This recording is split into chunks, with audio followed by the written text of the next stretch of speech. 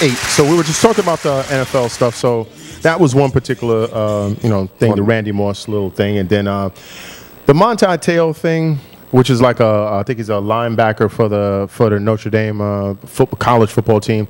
I don't really want to get into that because it's just such a sad story. If it's 70% true, the dude is just a gullible schmo who just got played out sideways, and I'm hoping that somehow that doesn't affect his NFL his draft status. But Ray Lewis, some dude said Ray Lewis was snorting deer antler or some shit like that, and came out, and I believe he said the story was like 2 years old, trying to besmirch this dude, and this has become a story, and they're like, will this impact his legacy? And I'm thinking, this is indicative of why I despise this time in mankind. Just because that story to me, I connected with a lot of different things. Why I'm just disgusted with humanity right now.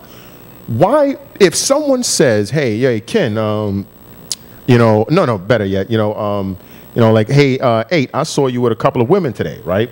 Whether or not he was with these women or not, he has to defend himself. And if he doesn't defend himself properly, or if he doesn't do it in a timely fashion, it somehow implicates him, whether the person has any actual proof or not, because it's the whole Fatty Arbuckle thing all over again. So now they're like, because Ray Lewis didn't say, soon as the story came out on Tuesday, he waited till Wednesday to say, I'm not going to give this story any validity. I'm not even going to give it any airtime. Why did you wait a day? But there's no proof connecting him to the shit. Mm-hmm. But is this going to damage his legacy? Yeah, I think, because he had that other case years ago, and they keep mixing, when he was tried for murder. He was never tried for murder. So it's but it makes a better story. Again. But see, that's what I'm saying. It makes a better story, but so what is he supposed to do? Listen, it's Super Bowl 2 weeks again. It was Super Bowl week once a long time ago. It was Super Bowl week. Now it's Super Bowl 2 weeks. Yeah. Again, I will never forget. I forgot what Super Bowl it was, but it was the Seahawks versus the Seattle. Not Seattle. It was the Seahawks versus the Pittsburgh Steelers. Yeah. And these guys were doing everything the NFL supposedly wants people to do, which is be good boys, don't cause any trouble, don't cause any controversy, and just be the greatest ambassadors to the world of football that the whole globe has ever seen. And for once, they actually did that. And these motherfuckers for 2 weeks had no story. Nothing to talk about except one story between Stevens, I know his last name was Stevens. He was a tight end on Seattle, and I think Joey Porter, who was a linebacker for the Steelers at that point. They had a little war of words, and they dragged that shit on for at least 5 days until it got to the point to where you said the guy had to admit it, right? Oh yeah, I think it was the actual pregame show for the Super Bowl, which even though Super Bowl doesn't kick off until like 6:30, these motherfuckers start broadcasting at like 12 o'clock. So I think it was around like 2 o'clock in the afternoon that these guys, like 4 dudes, were sitting around talking about this story, just trying to find every possible angle they can find, until one guy finally said, he was like, look, folks, we know this is nothing, but we have like 45 more minutes of airtime that we have to fill up here. At least he told the truth, and that's what I said. I think there's probably was fucking fired for it. Probably because it's too much time. There's just too much time. There are too many channels. There's too much stuff. People, it's just, man, fuck. The net needs to go down. But in any case, look at this other story. This is another stupid story before we go to that. Well, real quick, before you jump into the next story, I have a few people like chimed in on your Ross versus Jerry Rice. Oh, really? Okay. What did they say? Aaron says Rice had Joe and Steve, and Randy only had Brady for a year. So that's what I said. But he would still say Rice by default. Okay. Someone else says Rice. Moss could have had crazy numbers. I agree with that. But Oakland, Tennessee, and another stint in Minnesota, and now San Francisco, his game has suffered.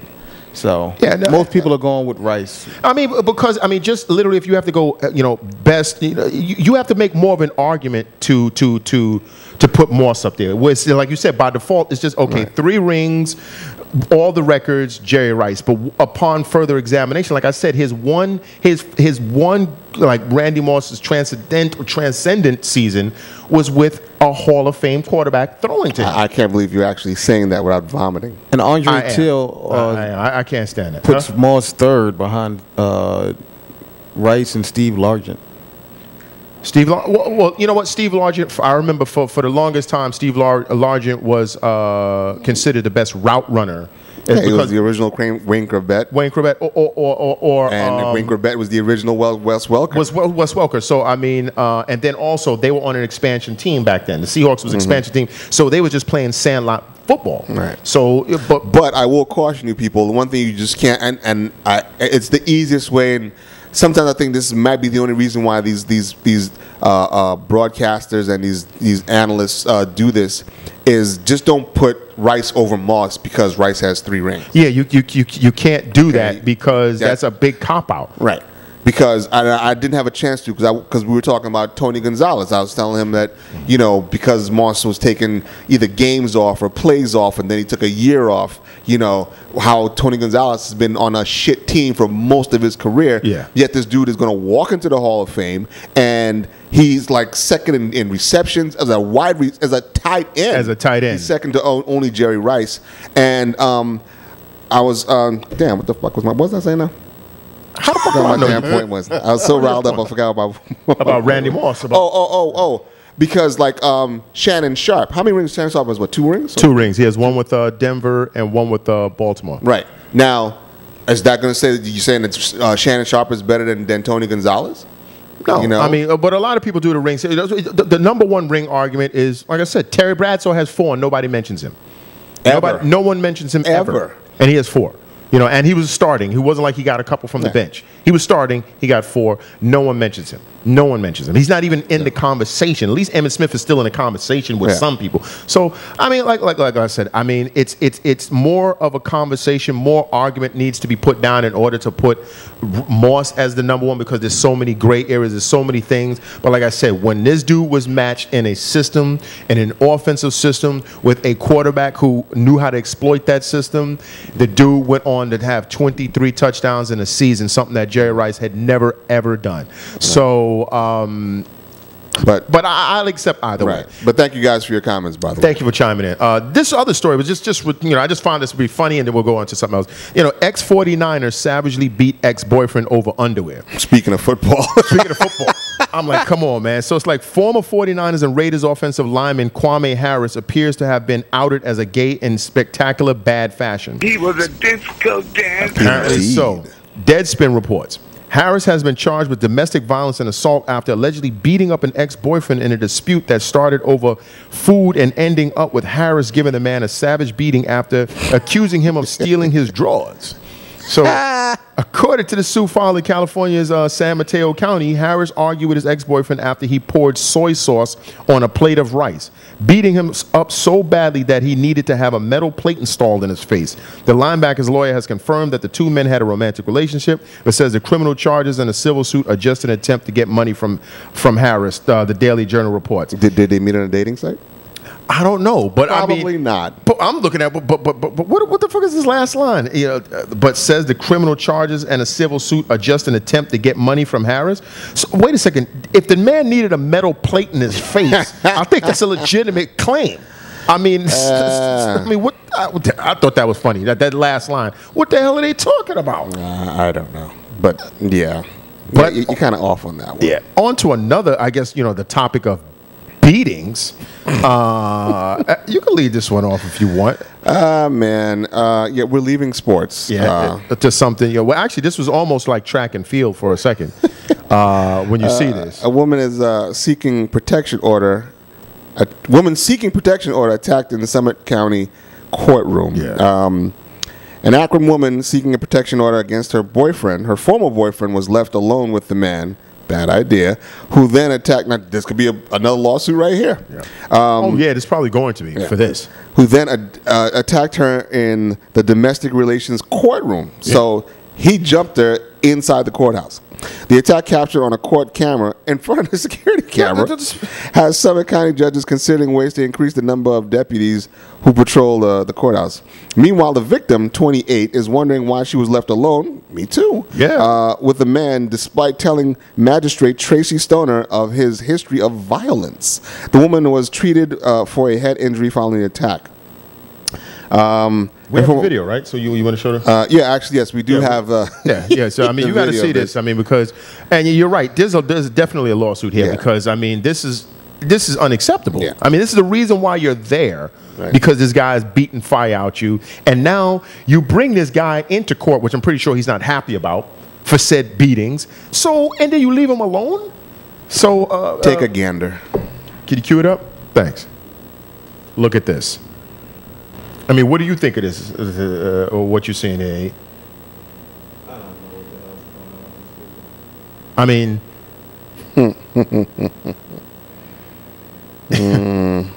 I mean, oh, you're trying to cue it there? Yeah. Oh no, you need to see. I mean, you need to see this because we don't have it on our feeds here, but he has it over there. I mean, did he chase her yet? Yeah, he chased him. Oh, okay. Did they tase him yet?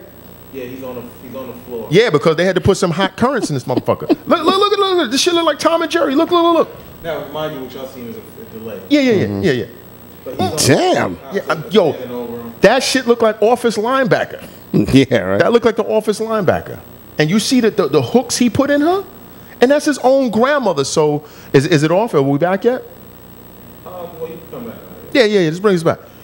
But, I mean, so you see this man is capable of irrational violence. And this is another one of my situations where I always say, do you actually want to get away? No, this man was so upset and, and excitable that he did not even give a fuck that he was in. He obviously knew that he was going to get caught because you're in a courthouse. So he wanted to get some licks in, before they did whatever. And now he doesn't have a leg to stand on. He doesn't have a leg to stand on because if there was any dispute of whether or not she was just making false claims, you validated everything that she said and then some because you push your own grandmother out of the way. So obviously this dude is a wanton savage and a misogynist because you're going to push your own granny out the way. I have to say, I'm a tad surprised you of the position that women deserve all types of backhands and uppercuts. Listen, man, I don't know on the foul shit that they say to them. I'm not talking. No. What I'm saying is not. You paint me in a bad light. I'm not an advocate of beating down women. And all this other kind of stuff. Just a strangulation. I don't want to be choking no bras either. What I just said is people have a tendency in this world, to exploit whatever system they happen to be in. And I've always said, I do not agree with the kind of boot heel beatings that women got in the late 19th century, earliest 20th century or what have you. But all of that sassing up and basing up and stuff like that, I guarantee you probably didn't happen in those situations because the guy could beat the damn woman up in the court, wouldn't do anything to him.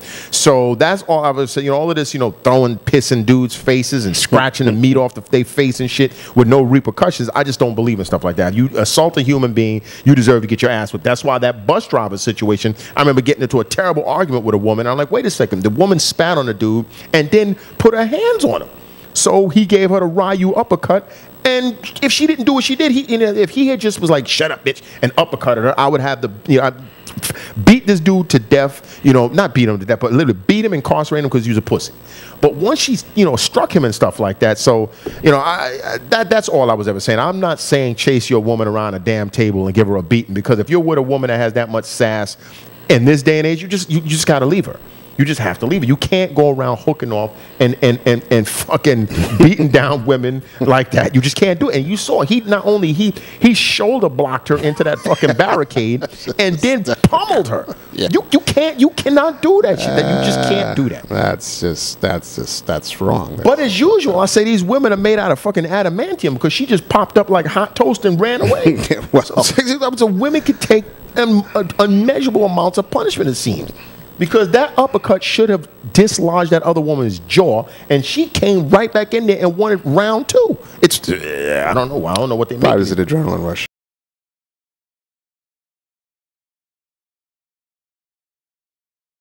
We're trying to make it